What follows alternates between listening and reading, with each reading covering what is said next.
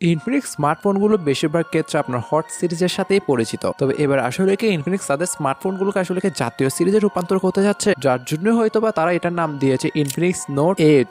তবে নামের ক্ষেত্রে শুধু নোট বসিয়ে দিলে তার একটা জাতীয় সিরিজের খেতাব পাওয়া যায় না, ভালো মন্দ স্পেসিফিকেশন জানতে হবে। তবে ভালো ব্যাপার, এতে কিন্তু ব্যবহার করা হয়েছে ওয়ার্ল্ডের ফার্স্ট মিডিয়াটেকের 7100 মতন একটি চিপসেট, দেন 6500 mAh ব্যাটারি থেকে শুরু করে 1.3D curve AMOLED display. All over specification overall as a general people সবারই ভালো লাগার বিষয়। তবে তাই বলে এতেও কিছুটা খারাপ দিক রয়েছে, যা ভিডিও শেষে আমি আলোচনা করব। আর মার্কেট ভ্যালুটা যদি আগেই বলে দিই, বর্তমান দেশের বাজারে 8128 আর 8256GB র্যাম ভেরিয়েন্টে লঞ্চ হয়েছে। প্রাইমারি ভেরিয়েন্টটা দেশের বাজারে 28,999 টাকা, দেন আপার ভেরিয়েন্টটা 32,999 টাকার মধ্যে কিন্তু লঞ্চ হবে। বর্তমানে স্মার্টফোনটি কিন্তু প্রি বুকিংও কিন্তু স্টার্ট হয়ে গেছে, আর প্রি বুকিং এর ক্ষেত্রে আপনি একটি ব্যাগ আর TWS পাবেন। বাট প্রশ্ন থাকতে পারে না, হট থেকে নোট ভালো মন্দ সবই শুরু করছে। তবে তার আগে একটি কথা না বললেই নয়, চ্যানেলে নতুন হয়ে থাকলে প্লিজ সাবস্ক্রাইব করতে ভুলবেন না। ফেসবুক পেজ থেকে দেখে থাকলে বড় মতো লাইক, কমেন্ট, ফলো এবং শেয়ার করতে ভুলবেন না। প্রথমেই তার ডিজাইন কম্পার্টমেন্ট দিয়ে কথা বলা যাক। ডিজাইনটি দেখে অবশ্যই আইফোন 17 এর কথা মনে পড়বে। বর্তমানে প্রায় সব স্মার্টফোনে কিন্তু অনেকটাই সেম ক্যামেরা মডিউল কিংবা ক্যামেরা আইল্যান্ডের সাথে আসে।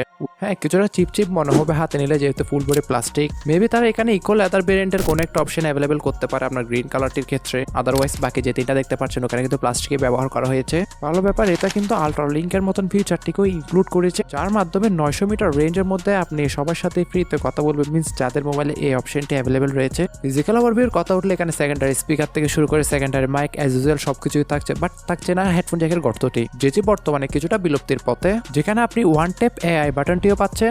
একে নিয়ে খুব একটা কথা বাড়াতে হবে না, আপনারা ভালোই জানেন। তবে ব্যাকে প্রোডাকশন হিসেবে কি থাকছে তা এখনই ক্লিয়ার করে না, বাট ডিসপ্লে হিসেবে আপনার কর্নিং গোরিলা গ্লাস 7i কে দেখতে পারবেন। ডিসপ্লে সেকশন নিয়ে পরে বলছি। ওভারঅল যদি আমি ডিজাইন এবং বিল কোয়ালিটি নিয়ে কথা বলি, অল ওভার আমার অ্যাবো অ্যাভারেজ টাইপই লেগেছে।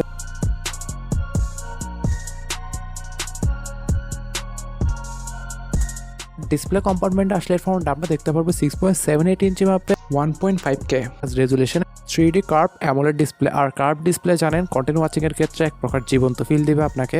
সাথে যদি ওভারঅল কালার ক্যালিব্রেশনের কথা বলেন, যেহেতু এখানে আপনার PWM ডেভিং ফিউচার থেকে শুরু করে TCIP 300% কালার গেম আউট ইত্যাদি সব ফিউচার অ্যাভেলেবেল রয়েছে। বাট ওভারঅল ডিসপ্লের কথা বললে আপনাকে খুব একটাও নিরাশ করবে না, যেহেতু 120 Hz রিফ্রেশ রেট আর আন্ডার ডিসপ্লে অপটিক্যাল ফিঙ্গারপ্রিন্ট সেন্সরটাও রয়েছে এতে। তবে ইনফিনিক্সের একটা স্মার্টফোনে 3 বছরের মেজর আপডেট আর বর্তমানে out of the box Android 16 এর সাথে লঞ্চ হয়েছে, তার সাথে 5 বছরের সিকিউরিটি প্যাচ লেভেলের আপডেট। হ্যাঁ, বর্তমানে UI হিসেবে এতে XUI 16 রয়েছে। হ্যাঁ, UI তে কিছুটা প্রি ইনস্টল অ্যাপ এবং অ্যাডস রয়েছে, আপনাকে কনসিডার করতে হবে, যেগুলো চাইলে আনইনস্টল কিংবা অফ করে দেওয়া যায়। আর চিপসেট হিসেবে যেহেতু বলেছিলাম ওয়ার্ল্ডের সর্বপ্রথম চিপসেট মিডিয়াটেক Helio 7100, যেটা 6nm ফেব্রিকেশনের উপর তৈরি করা 5G একটা অক্টাকোর চিপসেট। এখন অনেকেই মনে করতে পারেন যে অনেক পাওয়ারফুল একটা চিপসেট, তবে না, এটা একটা মিডিয়াম রেঞ্জের চিপসেট বলতে পারে। আহামরি খুব একটা গেমিং করতে পারবেন তা না, তবে মিডিয়াম গ্রাফিক্সে মোটামুটি চালানযোগ্য।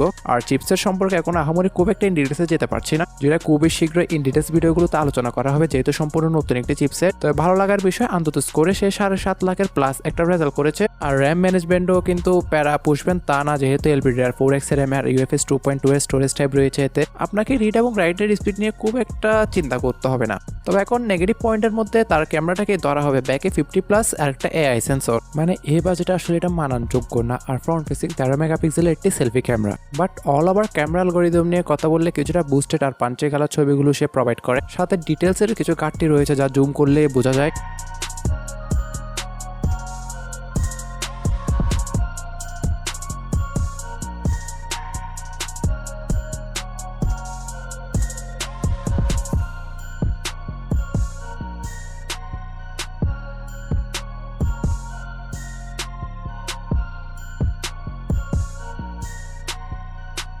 যাকে সম্পূর্ণ ব্যাকআপ করার জন্য এতে দেওয়া হয়েছে 6500 mAh একটি ব্যাটারি প্লাস 45 ওয়াট একটি ফাস্ট চার্জিং ব্রেক। তবে এখানে একটা নতুন টেকনোলজি ইউজ করা হয়েছে, যার কাজ হচ্ছে আপনি যদি স্মার্টফোনটিকে 100 বার চার্জিং সাইকেল করেন, তাহলে স্মার্টফোনটা কিন্তু নিচ থেকে কিন্তু ব্যাটারিটাকে সে রিকভার করে তুলবে, যার ফলে যদি আপনি লং টাইম স্মার্টফোনটি ইউজও করেন, তাহলে ব্যাটারির ক্ষেত্রে মিনস আপনার ব্যাটারি ব্যাকআপের ক্ষেত্রে খুব একটা প্যারা পুষবেন না। তবে ভিডিওর শুরুতে প্রাইসিংটা আমি আগেই ক্লিয়ার করেছিলাম। এখন স্বাধীন দেশের আপনারা স্বাধীন নাগরিক, ভালো মন্দ বোঝার ক্ষমতা আপনাদের বস রয়েছে, আপনাদের নাগরিকত্ব অবশ্যই আপনাদের রয়েছে। কারণ আমাকে যদি জিজ্ঞেস করেন এই প্রাইস পয়েন্টের মধ্যে, এখন অফিসিয়ালের ক্ষেত্রে চিন্তা করার বিষয়, বাট আনঅফিসিয়াল ক্ষেত্রে আমি দেখতে পাচ্ছি যে এই বাজেটের মধ্যে আপনার IQ Z10 থেকে শুরু করে Motorola H60 Fusion, তার সাথে যদি বাজেটটা 2000 টাকা বাড়াতে পারেন, তাহলে আমি এই বাজেটে বেস্ট ডিল বলবো আনঅফিসিয়ালের ক্ষেত্রে। আপনার Xiaomi Redmi Turbo 4 Pro। But আগেও বলছি, এখনও বলছি, বারবারই বলবো, স্বাধীন দেশের আপনারা স্বাধীন নাগরিক বস।